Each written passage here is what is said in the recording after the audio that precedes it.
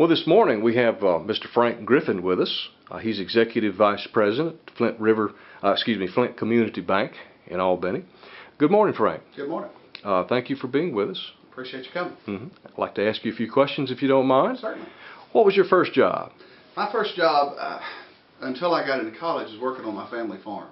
My dad worked full-time at the Marine base, but also farmed in Lee County, so I worked there. And then when I got in college, my first job was at County Seat, the jean store in the Albany Mall. All right. Yeah. And how old did you say you were? When I started that job, I was probably 18. Okay.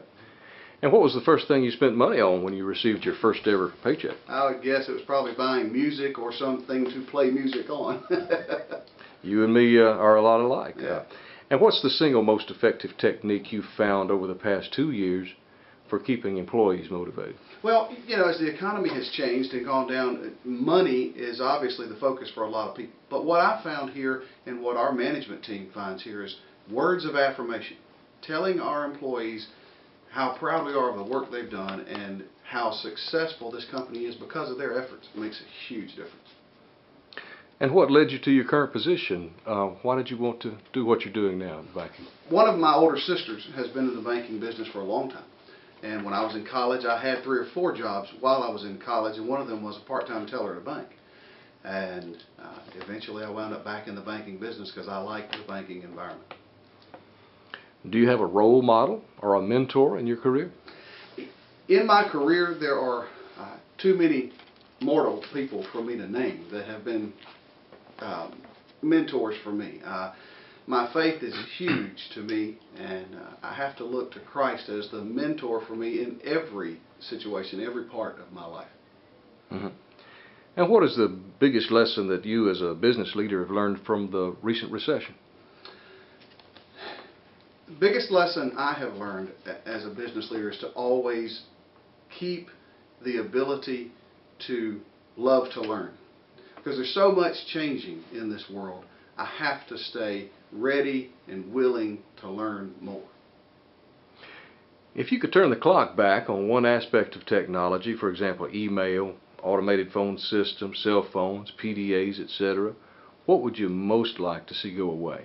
Well, I don't know that I would like to see any of it go away. I would like to see us better marry the use of that technology with personal interaction. Here at our company, we have an automated phone system which seems to be the bane of everybody's existence. But we marry that with a person who, while this bank is opened every day, will answer the phone. Whoever calls, they will get someone on the phone if they dial our main office number.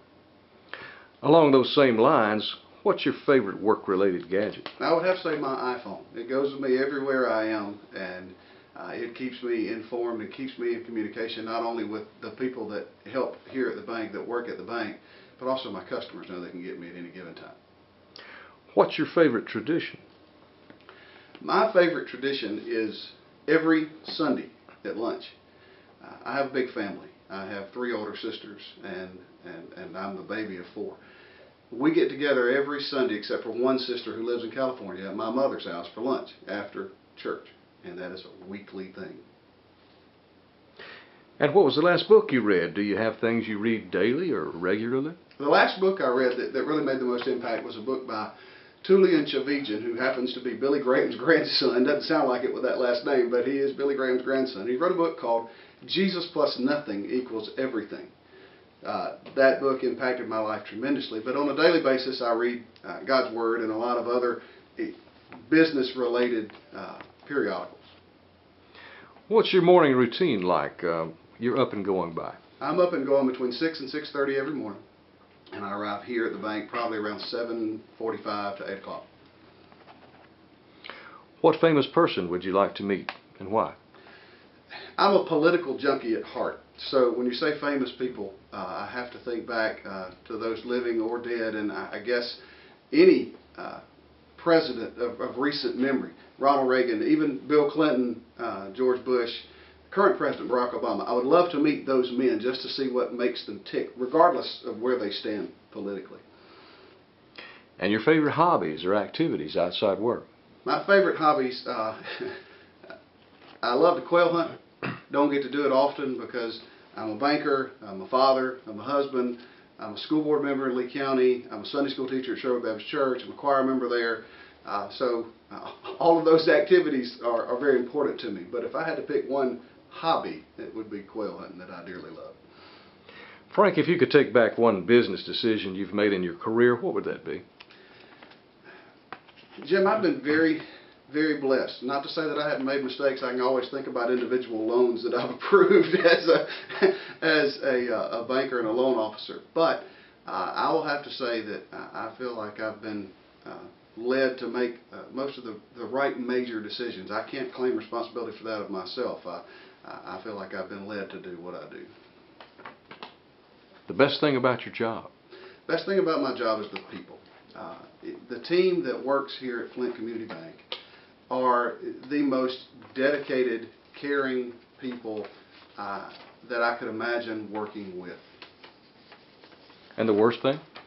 Having to tell someone that I can't help them fulfill their dream. Oftentimes as a loan officer, people come to me with great plans and great ideas, and because of things really not my fault, but I just have to tell them I can't help them. That doesn't feel good. And what was the most beneficial course you took in school? The most beneficial course I took in school was probably American history at the college level at Georgia Southwestern. I had a professor there that was able to marry our history with lessons from current times that show us how important it is for us to know what happened in the past so that we don't repeat it. Sounds like a good thing. What would be your dream job if you were able to pick a position outside your career path? I said earlier I was a political junkie, so I couldn't lie to you and say that I didn't have political aspirations down the road, but I don't know where the Lord will take me, but when you say specific positions, U.S. Senator has a nice ring to it. Finish this thought. On the first anniversary of my retirement, I see myself... Number one, I don't think retirement's biblical. I think you go to do something else. So I think if I left the banking industry, retired from banking to move to something else, I would hope it's in some position that helps better the Albany-Daugherty community, Albany-Daugherty, Lee County community. And what is the trait, in your opinion, a strong business leader cannot afford to be without? Humility. And again, I think I mentioned earlier, a desire to learn. I think those two go hand in hand. Crystal ball time, Frank. What's your call on when the economic recovery for our area will be in full swing?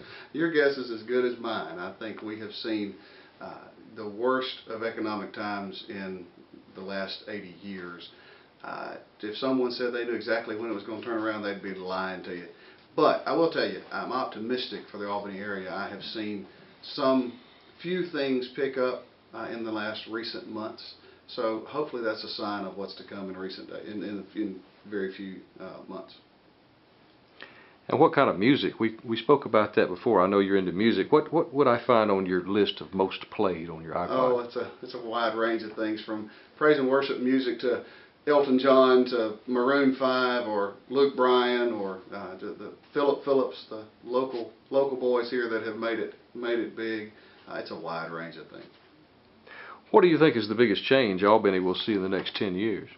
Well, like I said earlier, maybe I'm too optimistic, but I see Generation X, my generation, and the millennial generation, also maybe Generation Y, I think they're called, moving Albany forward to get beyond some of the mindset that has held us back for years. I see those two generations, quite frankly, sick and tired of what's kept us down for so long. And I see them willing to roll up their sleeves and get in the mix of things and make a difference. I'm excited about that. What was the best vacation you've ever had, and why? Quite honestly, it was this past summer. My wife and I took our 3 children to Universal Studios over the July the 4th holiday. And that was the first time we had been off. I have an 8-year-old son, 11-year-old son, and a 6-year-old daughter. That was the first time we had been off, just us, on a family vacation where the individual personalities of our children could really shine and have a blast together. I'll never forget those 3 days. Finally, What are the biggest changes you've seen in your specific line of business in the past few years? Well, outside of the effects of this major recession, I think the banking industry the changes could be characterized in the word technology. Banking no longer is someplace we go. It's something we do. And that's with iPhones, with iPads, with any gadget you can imagine. I think technology is changing the face of banking on a daily basis. All right. Well, thank you so very much for speaking with us today, Frank. Yes, sir. Thank you for coming. Yes, sir.